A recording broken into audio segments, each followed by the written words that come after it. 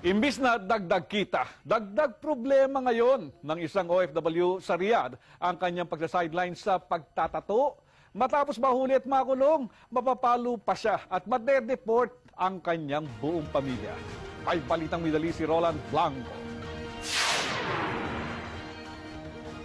Draftsman sa Riyadh, si David, hindi tunay na pangalan at marunong din siyang magtato.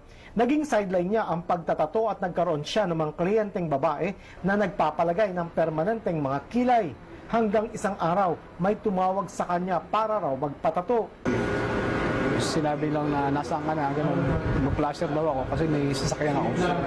So nag-flasher ako, di ko alam na may nakabuntot na pala sa likod.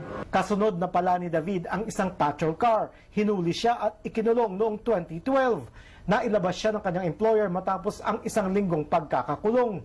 Pero nahatulan siya ng 3 buwang kulong at 70 palo ang naging kapalit ng sideline niya sa pagtatato na di niya alam ay bawal pala sa Saudi Arabia. Pero dahil siguro sa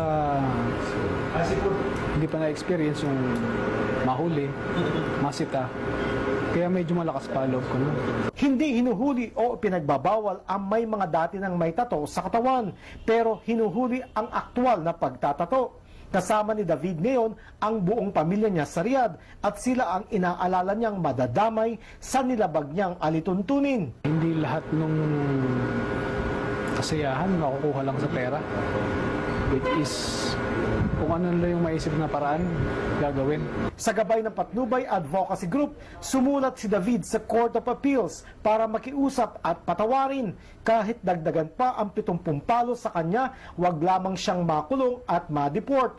Dahil kung mapauwi siyang tuluyan, matapos makulong at makumpleto ang mga palo, damay na mapauwi ang kanyang asawa at 4 na anak sa Pilipinas.